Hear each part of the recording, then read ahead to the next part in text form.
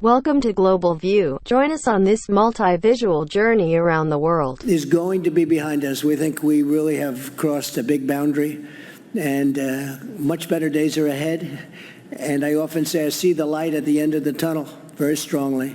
The president speaking with industry executives on the plan for opening up America again. He said he expects the fourth quarter to be really good economically after a transition during the third quarter. And other progress is being made with testing numbers up to nearly 6 million. CEO of Wynn Resorts Matt Maddox confirmed testing capacity had gone up significantly in Las Vegas. He also announced a partnership with University Medical Center to offer testing to his employees free of charge.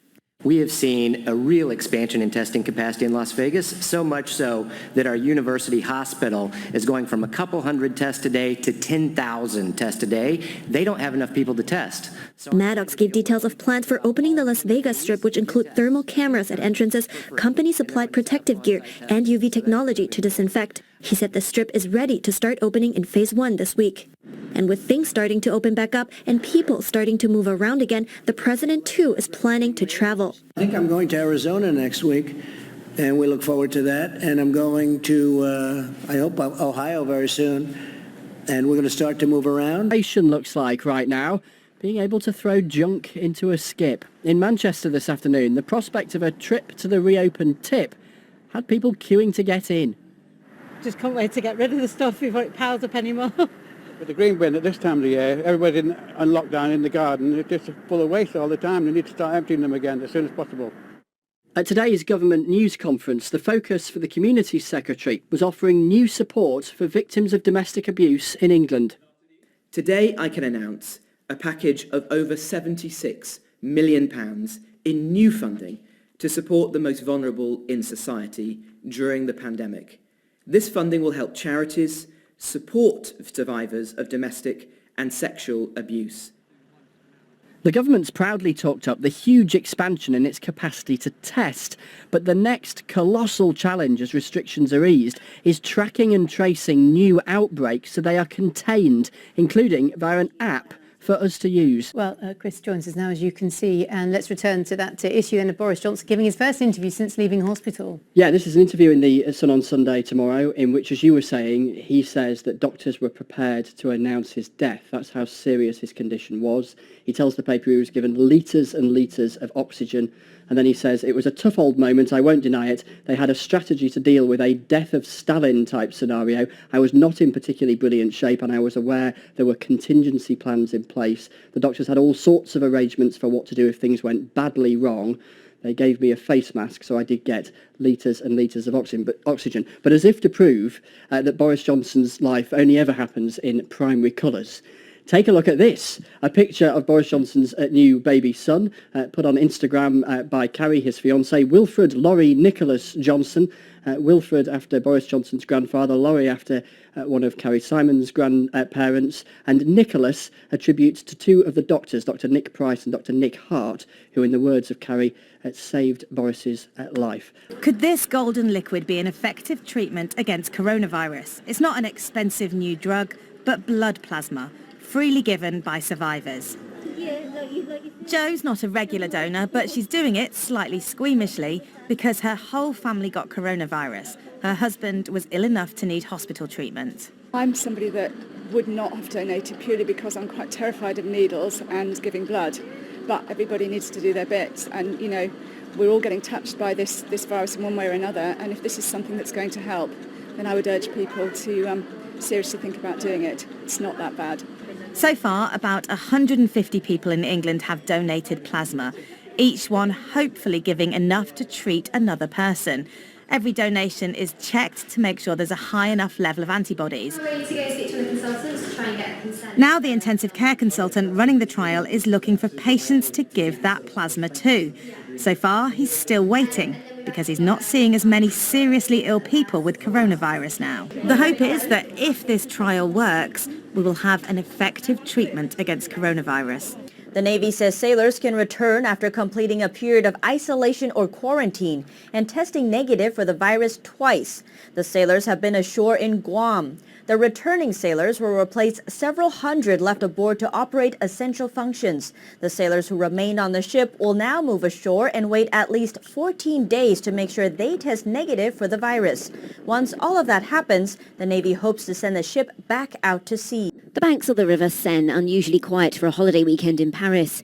As the coronavirus pandemic continues, French ministers have announced that they plan to extend the country's state of health emergency until July the 24th. The proposal will be put to Parliament on Monday.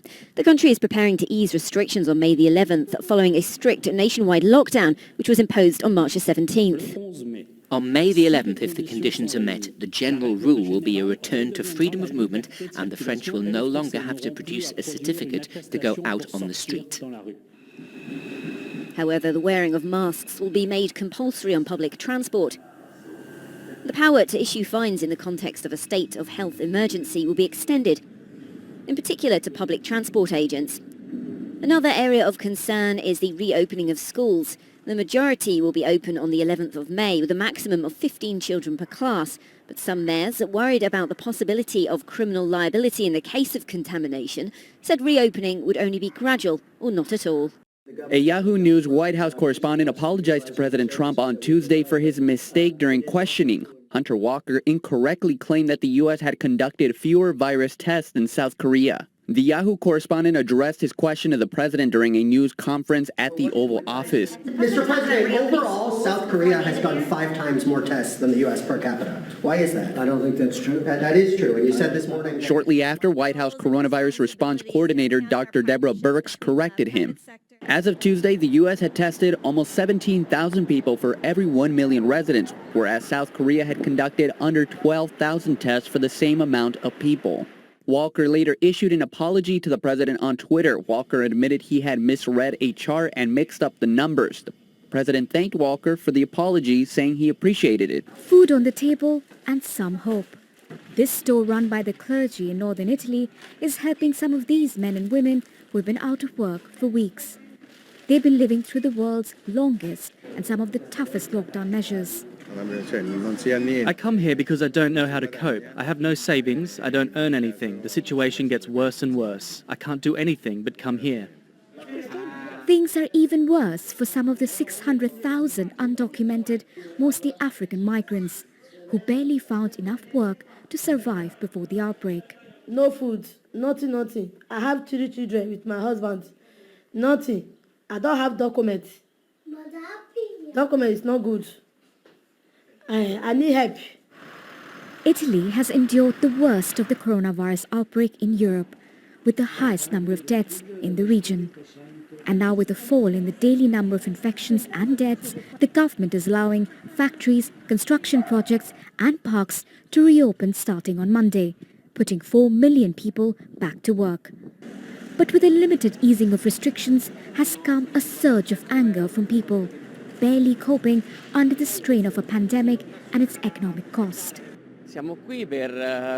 We've been responsible in staying at home for the last 2 months. For 2 months, Italian Prime Minister Giuseppe Conte has been the only one speaking and making decisions. Social problems are growing, also because many of the promises the government made have not materialized. On Friday, Prime Minister Giuseppe Conte apologized on social media for the hardships Italians have endured and promised new measures for aid and economic recovery. But even before the pandemic, Italy had one of the highest unemployment rates in the European Union and a large government debt. And now, the Eurozone's third biggest economy is facing a deep recession. The Chinese regime tried to block a European Union report that documents China's disinformation campaign about the pandemic. The report cites Beijing's efforts to curtail mentions of China as the origin of the virus, as well as disinformation that blames the United States for spreading the disease internationally. The report was eventually released, although some criticism of the Chinese regime was rearranged or removed. That's according to 4 diplomatic sources cited by Reuters. The Chinese regime threatened EU diplomats with a response if the report was released, according to information obtained by the New York Times.